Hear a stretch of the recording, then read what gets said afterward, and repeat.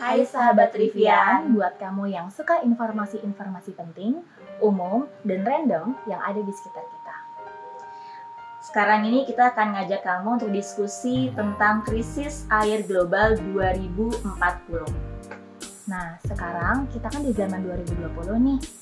Khususnya di Indonesia, kita masih bisa dengan mudah mendapatkan air. Zaman sekarang pasti orang persepsinya mendapatkan air sangat mudah ya. Entah itu untuk minum, entah itu untuk kehidupan sehari-hari seperti mencuci, segala macam dengan harga yang terjangkau. Padahal sejarah manusia itu, manusia mendapatkan air dengan sangat-sangat sulit alias struggle. Maka dari itu, setiap peradaban pasti yang paling utama tuh airnya. Contohnya, salah satu peradaban tertua kita ya, Mesopotamia. Mereka sadar pemanfaatan air yang baik itu penting untuk peradaban mereka. Mereka pertama kali membuat irigasi untuk pertanian mereka, untuk kebun-kebun, dan untuk perumahan. Maka dari itu, mereka bisa mencapai civilization yang baik, seperti pada Romania juga, dibentuk aqueduct. Air itu seperti komoditi yang mungkin lebih berharga daripada emas atau minyak petrol atau mungkin beras, karena beberapa hari tanpa air kita bisa die. Sedangkan kita bisa hidup dengan yang lainnya tuh nggak apa-apa tanpa yang lain. Exactly. Dan tahu nggak Din? Ada di mana Cape Town, kota di Afrika Selatan, atau kota pertama di dunia yang mengalami day zero. Apa sih day zero tuh? Day zero adalah hari tanpa air. Jadi pemerintah Cape Town menyetop suplai air untuk warganya dalam kurun waktu yang tidak terbatas. Jadi artinya ada 4 juta penduduk di Cape Town yang kekurangan air, dan dia menuju day zero itu dia disuplai air sekian liter per hari, itu antri lagi. Nggak cuma di Cape Town, jadi yang diprediksi bakal terjadi day zero itu adalah Melbourne, Jakarta, Beijing, Tokyo, Bangalore, Barcelona, London, Sao Paulo, dan Meksiko. Nah, kalau sistemnya nggak dirubah dari sekarang, diperkirakan sekitar 20 tahun lagi ini ya, 2040, akan terjadi krisis air global.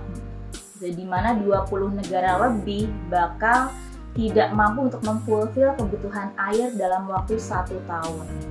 Jadi tahun 2020 ini kita nih berada di titik atau inflection point ya. Dimana kalau misalnya kita nggak bertindak sekarang, itu nanti bisa jadi bakal terlambat. Jadi kalau misalnya istilah kelangkaan kekurangan air di satu area atau orang kekurangan air, artinya adalah jadi gini, ada 326 triliun galon air di bumi, di mana 97%-nya itu ada dalam bentuk air laut, 2%-nya dalam bentuk es di kutub, 1%-nya ini yang kita manfaatkan berupa air tawar, yaitu seperti air permukaan danau, sungai, atau groundwater atau air tanah. Jadi istilah dengan kekurangan air adalah tidak adanya akses orang-orang terhadap nilai 1% ini, si air 1% ini.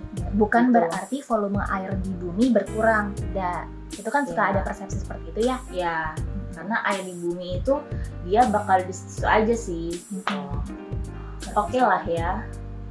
Kalau misalnya kita kekurangan air, kita tinggal ambil air dalam tanah. Tapi nggak gitu guys, nggak gitu teman-teman.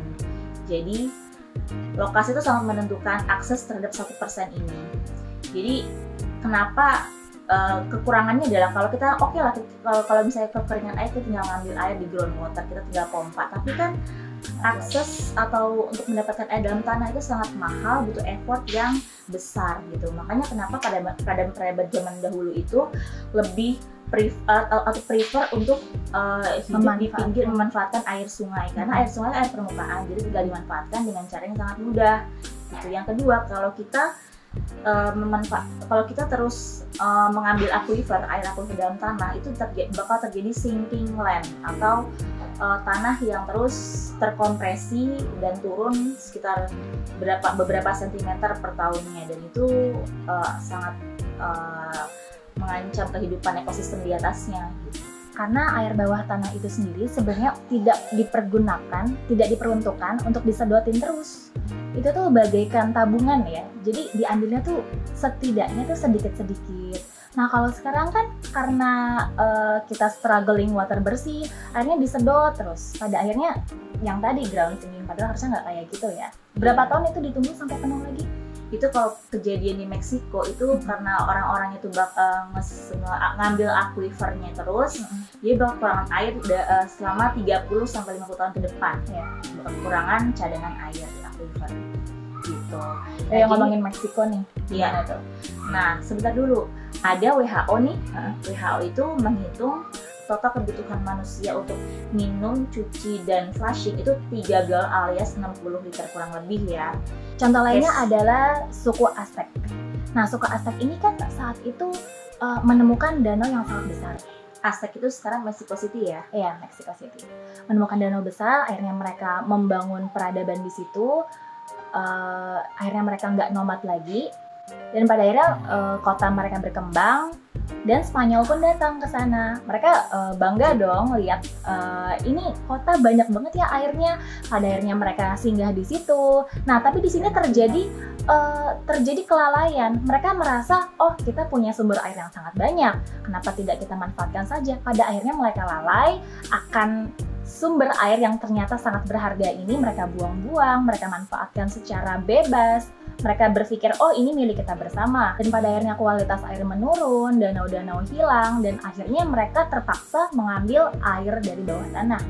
Kasus yang lain untuk water privatization di Mexicali City itu juga memicu terjadinya konflik, di mana ada di Mexicali City ini, pemerintah Mexicali City akan bekerja sama dengan perusahaan air atau brewery, semacam perusahaan minuman gitu. Itu mereka akan membangun investasi besar-besaran yang melahirkan 750 permanent job di daerah setempat. Nah, tahun 2017 atau 2018 itu si perusahaan ini tawar-menawar lah ya, ada tawar-menawar, dia ingin digaransi dia dapat asupan air dari Sungai Colorado. Padahal Sungai Colorado itu hulunya kan di US. Di US ini Sungai Colorado ini mengalir ke Denver, Los Angeles, Las Vegas, dan kota-kota dan negara-negara bagian lain serta 6,8 juta hektar farmland di US. Setelah sampai di Mexicali City, Sungai Colorado ini telah mengering.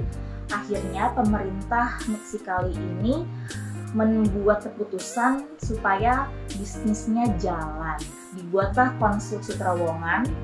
Itu pemerintah memutuskan bahwa seluruh air permukaan di seluruh negeri itu diarahkan ke investasi atau perusahaan brewery tersebut. Nah, terjadilah konflik water privatization antara orang yang berpihak kepada brewery tersebut dengan warga sipil, petani, dan terjadilah konflik water war. Terpaksa mengambil keputusan itu karena saat itu mereka tetap butuh lapangan pekerjaan untuk warganya. Nah, di sini ada solusinya teman-teman.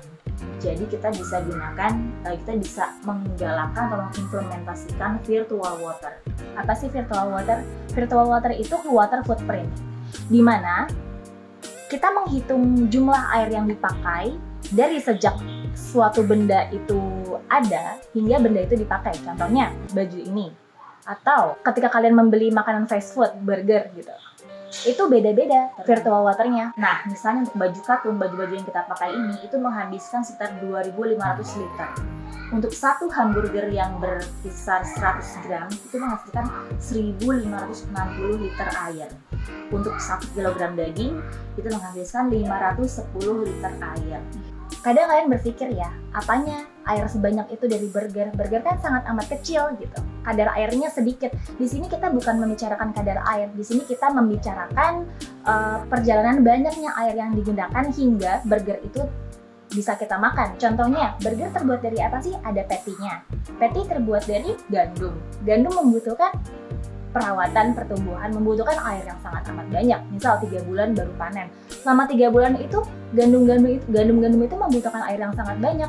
Nah, ada gandum untuk patty, ada daging sapi, kita membutuhkan pakan ternak dan juga air untuk sapi, kita butuh sayur-sayur lain, dan itu semua kita kumpulkan. Jadi ketika kita hitung patty itu, hamburger itu berjumlah 1.560 liter air. Nah makanya ada chartnya ada chartnya kebutuhan air di seluruh negara dibandingkan dengan di USA.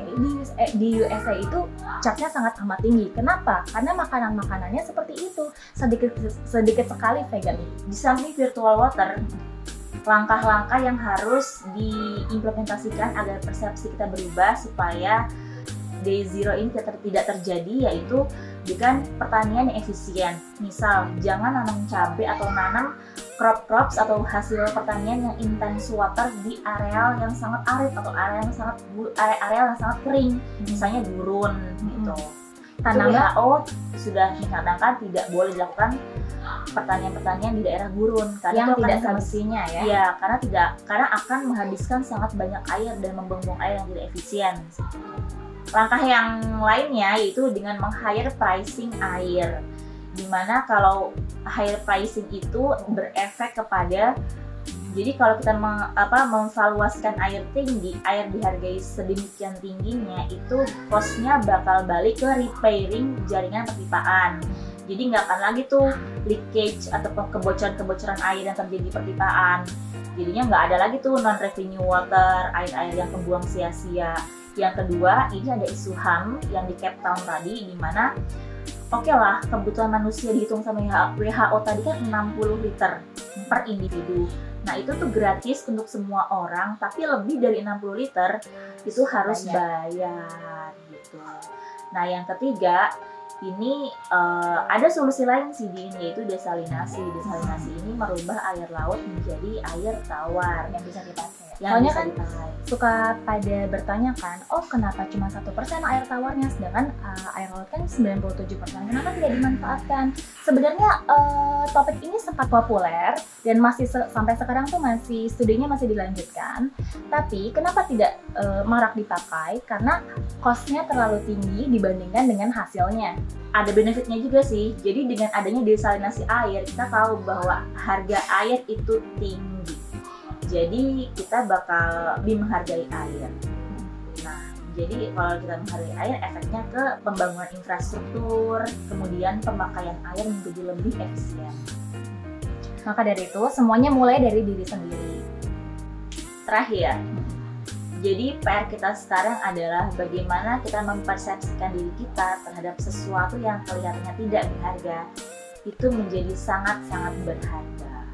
Oke sahabat Trivian, mudah-mudahan dengan kalian menonton video kita tentang krisis air global 2040 ini, kalian menjadi tambah wawasan dan juga makin bijaksana dalam penggunaan air. Dadah!